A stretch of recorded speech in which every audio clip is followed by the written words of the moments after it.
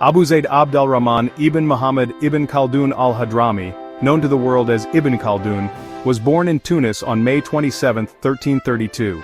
His family was of high standing and had a long history of serving in important roles.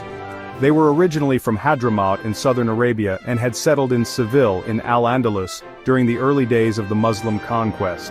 For generations, the Banu Khaldun family held positions of power in the administration of Seville. However, when the city was reconquered by Christian forces in the 13th century, his ancestors moved to North Africa, eventually making their home in Tunis under the Hafsid dynasty. This rich family background, filled with politics and intellectual pursuits, deeply shaped Ibn Khaldun's future. His early life was steeped in learning, as was customary for a boy from a noble family. He received a traditional Islamic education, starting with the Quran, which he memorized at a young age. His father, a learned man himself, made sure his son had the best teachers available in Tunis. He studied Arabic grammar and rhetoric, which were essential for understanding the Quran and for a career in public service. He also delved into Islamic law, particularly the Maliki school, which was dominant in the region.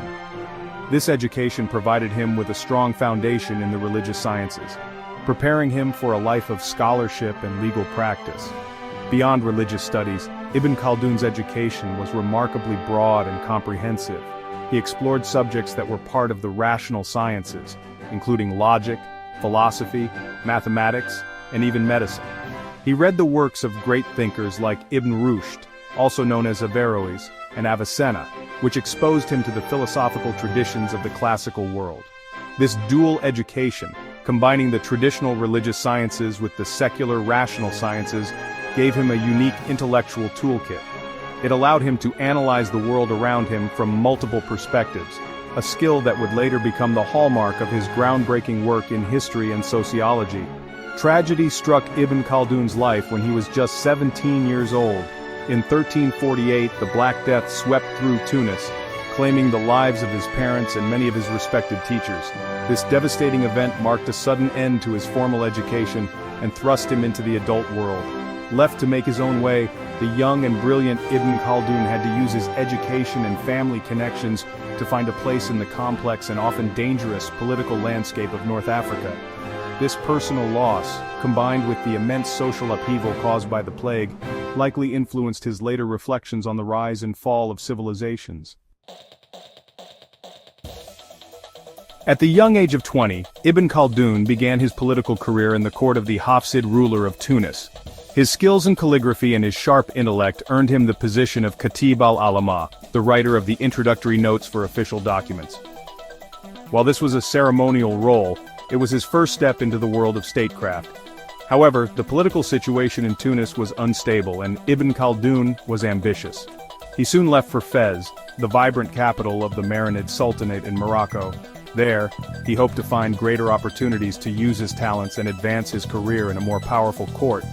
In Fez, Ibn Khaldun's intelligence and education were quickly recognized, and he was appointed to the royal council. However, the world of court politics was filled with intrigue and jealousy. He was accused of plotting against the Marinid ruler and was imprisoned for nearly 2 years. This difficult experience gave him a first-hand look at the ruthless nature of power and the instability of political fortunes. After his release, following the death of the Sultan, he continued to navigate the shifting alliances of North African rulers. He served various emirs in different cities, including Granada in Al-Andalus, where he was sent on a diplomatic mission to the Christian king, Pedro of Castile. His time in Granada was a high point in his political career. He became a close friend and advisor to the Nasrid ruler Muhammad V. His diplomatic skill was so impressive that King Pedro of Castile, who was struck by Ibn Khaldun's abilities, offered to return his family's ancestral estates in Seville if he would enter his service. Ibn Khaldun politely declined, choosing to remain in the Muslim world. Despite his success, court rivalries once again made his position difficult. Fearing the jealousy of the vizier, Ibn Battuta's friend Ibn al-Khatib, he decided it was safer to return to North Africa, accepting an invitation to become the prime minister for the Hafsid Sultan in Bougie. Throughout his political life, Ibn Khaldun experienced both great success and profound failure. He held high office, advised rulers, and went on important diplomatic missions, but he also suffered imprisonment, betrayal, and the constant threat of political instability. He was often caught between powerful rivals, and his career was a constant cycle of rising to power and then falling from favor. This turbulent journey through the courts of North Africa and Al-Andalus was not just a series of jobs, it was a practical education in the dynamics of power, the nature of tribal loyalties, and the factors that cause states to strengthen or crumble. After years of intense political activity, Ibn Khaldun grew weary of the constant danger and instability. Seeking refuge and a quieter life, he retreated to a small town in Algeria with his family. It was during this period of semi-retirement, away from the chaos of the courts, that he began his most important work. He set out to write a comprehensive history of the world, particularly focusing on the Arabs and Berbers. But as he started to write, he realized that history needed a new method. He believed that traditional historians often just copied stories without checking if they were true or made sense. He wanted to understand the underlying reasons why societies change. This critical reflection led him to write an introduction to his history, which became a masterpiece in its own right. This introduction is known as the Muqaddimah, which simply means the introduction. In this groundbreaking book, Ibn Khaldun created a new science for studying human society. He called it Ilm al-Umran, or the science of culture. He argued that history is not just a series of random events but is shaped by clear patterns and social laws. He wanted to understand the social, economic, and environmental factors that cause civilizations to rise, flourish, and eventually decline over time. One of the most famous ideas in the Muqaddimah is the concept of asabiyya, which can be translated as group solidarity or social cohesion. Ibn Khaldun observed that nomadic tribes in the desert had very strong asabiyya. This powerful sense of unity and loyalty allowed them to conquer more settled urban civilizations, which had become soft and had lost their group solidarity.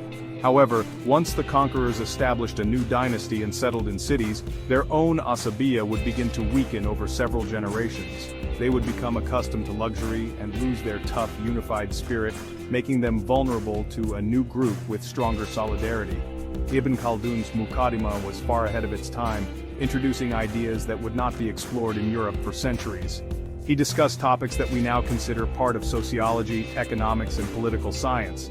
He wrote about the importance of labor in creating value, the laws of supply and demand, and the different stages of state development. He analyzed how climate and geography affect a society's culture and character. He essentially laid the groundwork for the modern social sciences, creating a systematic way to study human civilization based on observation and logical analysis rather than just repeating old stories. In 1382, Ibn Khaldun decided to leave North Africa for good. He traveled to Egypt, which was then the center of the powerful Mamluk Sultanate. Cairo, with its magnificent mosques, bustling markets, and great centers of learning like the Al-Azhar Mosque, made a deep impression on him. His fame as a great scholar had preceded him, and he was warmly welcomed by the intellectual and political elite of the city. The Mamluk Sultan appointed him as a professor and later as the chief Maliki judge.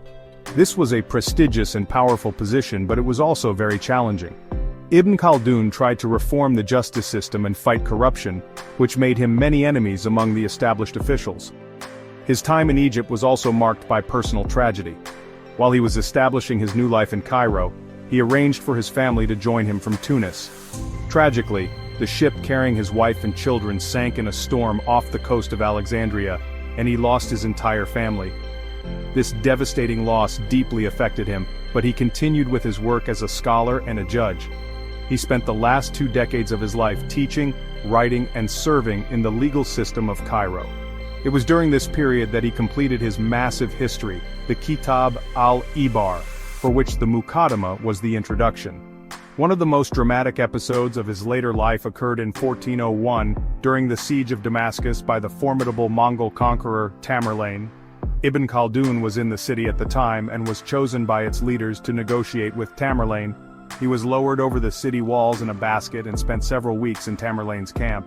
The two great men had long conversations about history, politics, and the geography of North Africa.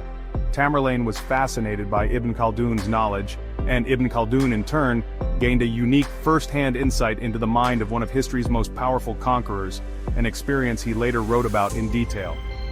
Ibn Khaldun passed away in Cairo in 1406 and was buried there. For centuries, his work was largely forgotten in the Western world. It was only in the 19th century that European scholars rediscovered the Muqaddimah and were astonished by its modern ideas.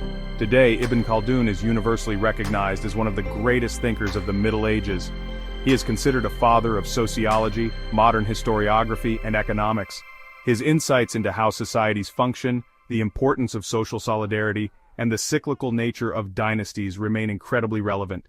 He teaches us to look beyond simple events and search for the deeper social forces that shape our